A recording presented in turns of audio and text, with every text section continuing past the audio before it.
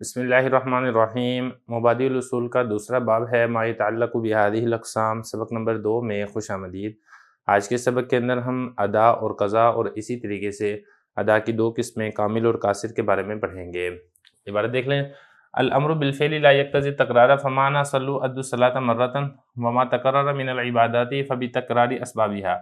الواجب بالامر نوعان، اداء وهو تسلیم عین الواجب بالامر وقضاء وهو تسلیم مثل الواجب بالامر، ثم الاداء نوعان کامل وهو تسلیم عین الواجب مع الکمال فی صفته كاداء الصلاۃ فی وقتها بالجماعة حکمه یخرج به عن الوحدة، قاصر وهو تسلیم عین الواجب مع النقصان فی صفته كاداء الصلاۃ بدون قراءة الفاتحة وبدون تعدیل الارکان، حکمه ان امکن جبر النقصان بالمثل ينجبر به والا يسقط حکم النقصان الا فی الاثم۔ ترجمہ دیکھ لیں۔ امر بالفعل تکرار کا تقاضا نہیں کرتا ہے۔ سلو کا معنی یہ ہے نماز کو ایک مرتبہ ادا کرو، اور جو عبادات میں تکرار ہوتا ہے وہ اس کے اسباب کے تکرار کی وجہ سے ہے۔ امر کے ذریعے سے واجب ہونے والے حکم کی دو قسمیں ہیں، ادا اور وہ عین واجب کو سپورٹ کرنا ہے امر کی وجہ سے، اور قضا اور وہ مثل واجب کو سپورٹ کرنا ہے امر کی وجہ سے۔ پھر ادا کی دو قسمیں ہیں، کامل اور وہ عین واجب کو سپورٹ کرنا ہے ساتھ ساتھ اس کی صفت میں کمال کے، جیسا کہ نماز کو ادا کرنا اس کے وقت میں جماعت کے ساتھ، اور اس کا حکم یہ ہے کہ اس کے ذریعے سے ذمہ داری سے بندہ نکل جاتا ہے۔ اور قاصر اور وہ عین واجب کو سپورٹ کرنا ہے صفت میں نقصان کے ساتھ، جیسا کہ نماز کو ادا کرنا بغیر فاتحہ کی قرات کے اور بغیر تعدیل ارکان کے۔ اس کا حکم یہ ہے کہ اگر نقصان کو پورا کرنا ممکن ہو مثل کے ساتھ تو پورا کیا جائے گا، وگرنہ نقصان کا حکم ساقط ہو جائے گا سوائے گناہ میں۔ عبارت و ترجمہ ہو چکا ہے، اب چلتے ہیں اس کی تشریح کی طرح۔ امر کیا ہوتا ہے، نہیں کیا ہوتا ہے، اور ان کا کیا حکم ہے، وہ ہم نے گزشتہ سبق میں تفصیل سے پڑھ لیا ہے۔ آج کے سبق کے اندر امر سے متعلقہ کچھ باتیں ذکر کی جا رہی ہیں۔ پہلی بات جو یہاں پر سمجھنے کی ہے وہ یہ ہے کہ جب کسی کام کا امر یعنی حکم دیا جائے تو جب آپ ایک مرتبہ وہ کام کر لیں گے تو امتثال امر ہو جاتا ہے، یعنی جو حکم آپ کے ذمہ کرنا لازم ہے وہ حکم ادا ہو جاتا ہے۔ بار بار کرنا امر اس کا تقاضا نہیں کرتا ہے۔ مثال کے طور پہ اگر کوئی شخص آپ کو یہ کہتا ہے پانی پلاؤ، تو جب آپ نے ایک مرتبہ اس کو پانی پلا دیا تو آپ نے حکم کی تعمیل کر دی ہے۔ اس کا مطلب یہ نہیں ہے کہ آپ اس کو بار بار پانی پلائیں۔ یہ اسی طریقے سے جب اللہ رب العزت ارشاد فرمائیں گے سلو، نماز پڑھو، یا کوئی بھی شخص آپ کو کہتا ہے نماز پڑھو، تو اس کا مطلب یہ ہوگا کہ ایک مرتبہ نماز ادا کرو۔ تو جب آپ ایک مرتبہ نماز ادا کر دیں گے تو آپ نے حکم کی تعمیل کر لی ہے۔ تو پھر اس کے اوپر سوال یہ پیدا ہوتا ہے کہ اگر امر تکرار کا تقاضا نہیں کرتا ہے، ایک مرتبہ تعمیل کر دینے سے امر کا جو حکم ہے وہ مکمل ہو جاتا ہے، تو پھر جو عوامر ہیں ان کے اندر تکرار کیوں ہے؟ عبادات ہیں، مثال کے طور پہ نماز ہے، نماز پھر بار بار اس میں تکرار کیوں ہے؟ روزے ہیں تو ہر سال اس کا تکرار کیوں ہوتا ہے؟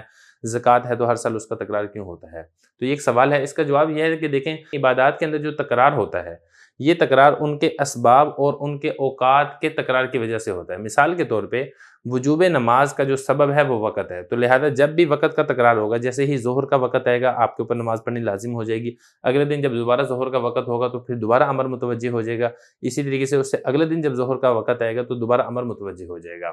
تو یہ بات ہے کہ جو تکرار آپ کو نظر آتا ہے عبادات کے اندر، یہ تکرار اس وجہ سے نہیں ہے کہ امر تکرار کا تقاضا کرتا ہے، یہ تکرار اس وجہ سے ہے کہ اس کے اسباب اور اس کے اوقات اس کے اندر تکرار پایا جاتا ہے۔ تو سبب جب نیا ہوتا ہے تو پھر نیا امر آپ کی طرف متوجہ ہو جاتا ہے، جس کے اوپر عمل کرنا آپ کے لیے لازم اور ضروری ہوتا ہے۔ عبارت دیکھیں ذرا، فرما رہے ہیں کہ امر بالفعل یہ تکرار کا تقاضا نہیں کرتا، یعنی اگر آپ کو کسی کام کے کرنے کا حکم دیا جا رہا ہے تو اس میں تکرار کا تقاضا نہیں ہے کہ آپ اس کام کو بار بار کریں۔ لہذا اگر کوئی شخص یہ کہے گا سلو، یا اللہ رب العزت فرماتے ہیں سلو، نماز پڑھو، تو اس کا مطلب یہ ہے ادوا الصلاۃ مرہ، ایک مرتبہ نماز ادا کرو۔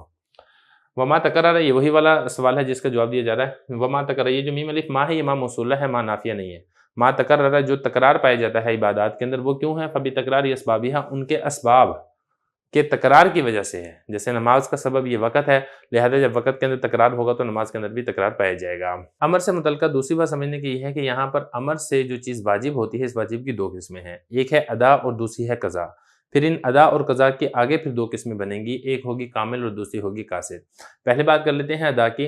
ادا کہتے ہیں کہ امر سے جو چیز واجب ہو رہی ہے بعینہ، وہی چیز آپ سپرد کر دیتے ہیں، وہی چیز آپ ادا کر دیتے ہیں، اس کو ادا کہا جاتا ہے۔ اور قضا کہتے ہیں کہ امر سے جو چیز واجب ہو رہی ہے آپ بعینہ ہی وہی چیز سپرد نہیں کرتے ہیں، بلکہ اس کی مثل، اس کی مانند اگر آپ کوئی چیز سپرد کرتے ہیں تو اس کو قضا کہا جاتا ہے۔ تو ادا بھی آپ نے سمجھ لیا، قضا بھی سمجھ لیا، پھر آگے آپ یہاں پر یہ سمجھیں کہ ادا کی پھر دو قسمیں ہیں، ایک ہے ادائے کامل اور دوسری ہے ادائے قاصر۔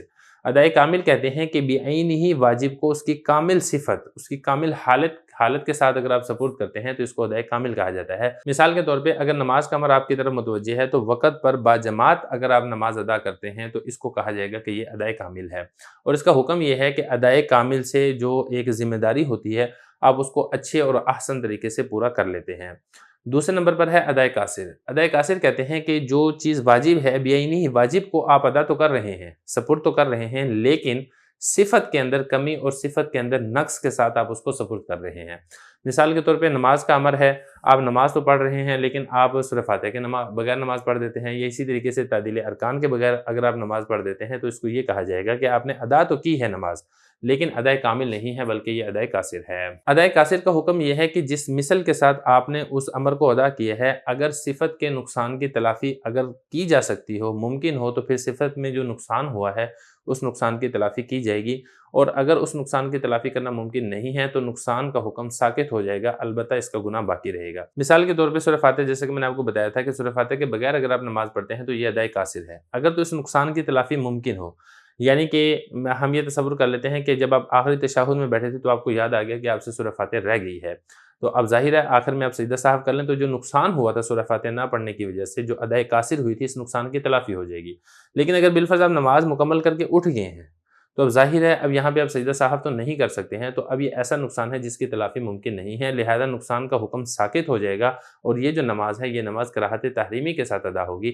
وہ الگ بات ہے کہ کراہت تحریمی سے ادا ہونے والی نماز کو دوبارہ لوٹانا یہ لازم اور ضروری ہے۔ اب ذرا عبارت دیکھیں، فرما رہے ہیں کہ امر کے ساتھ واجب ہونے والی چیز کی دو قسمیں ہیں۔ نمبر ایک ہے ادا۔ ادا کیا ہے؟ بعینہ امر سے جو چیز واجب ہوئی ہے آپ اسی کو سپرد کر دیں، اس کو کہا جائے گا ادا۔ اور دوسری ہے قضا۔ قضا کس کو کہتے ہیں؟ کہ بعینہ امر سے جو چیز واجب ہوئی ہے آپ اس کو ادا نہیں کرتے بلکہ اس کی مثل کو آپ سپرد کر رہے ہیں، اس کی مثل کو آپ ادا کر رہے ہیں، اس کو کہا جائے گا قضا۔ پھر ادا کی دو قسمیں ہیں۔ نمبر ایک ہے کامل۔ کامل کہتے ہیں بعینہ واجب کو سپرد کرنا اور صفت میں کمال کے ساتھ، یعنی جتنی اس کی صفات ہیں اس کے اندر بھی آپ کامل ان صفات کو ادا کریں۔ مثال کے طور پہ نماز کو اس کے وقت میں جماعت کے ساتھ آپ ادا کریں تو یہ کہا جائے گا کہ یہ ادائے کامل ہے۔ اب اس کا حکم کیا ہے؟ یخرج بہ عن العہدۃ، جب آپ نے ادائے کامل کر دی تو پھر آپ اس کے ذریعے سے ذمہ داری سے آپ نکل جائیں گے، یعنی جو آپ کے اوپر اس کام کی تعمیل کرنا، اس حکم کی تعمیل کرنا واجب تھا، یہ آپ نے تعمیل کر دی ہے، لہذا اب آپ کی ذمہ داری ختم ہو چکی ہے۔ دوسرے نمبر پر ہے ادائے قاصر۔ ادائے قاصر کہتے ہیں بعینہ واجب کو سپرد کرنا لیکن ساتھ ساتھ صفت کے اندر کمی ہو۔ مثال کے طور پہ آپ نماز ادا کرتے ہیں لیکن فاتحہ نہیں پڑھتے، یا تعدیل ارکان کے بغیر آپ نماز ادا کر لیتے ہیں۔ اب اس کا حکم کیا ہے؟ اس کا حکم یہ ہے کہ اگر تو اس کی مثل کے ساتھ نقصان کو پورا کرنا ممکن ہو، ینجبر بہ، تو نقصان کو پورا کیا جائے گا۔ جیسے کہ میں نے آپ کو بتا دیا ہے سورہ فاتحہ ہے، اب یہاں پہ اب نقصان تو آ چکا ہے لیکن آخر میں اب سجدہ صاحب کر لیتے ہیں تو نقصان کی تلافی ہو جائے گی، لہذا نقصان کی تلافی کی جائے گی۔ وَإِلَّا، اور اگر ایسا ہو کہ نقصان کی تلافی کرنا ممکن نہ ہو تو پھر جو نقصان کا حکم ہے وہ ساقط ہو جائے گا، الا فی الاثم، مگر گناہ اس کا باقی رہے گا۔ جیسے کہ یہی والی مثال میں نے آپ کو بتا دی ہے، آپ نماز مکمل کر کے اٹھ چکے ہیں، بعد میں آپ کو یاد آتا ہے کہ میں نے سورہ فاتحہ نہیں پڑھی ہے، تو نماز آپ کی کراہت تحریمی کے ساتھ ادا ہو جائے گی۔ اب اس کی تلافی ممکن نہیں ہے، اب تلافی اس کی یہی ہے کہ آپ نماز دوبارہ پڑھیں۔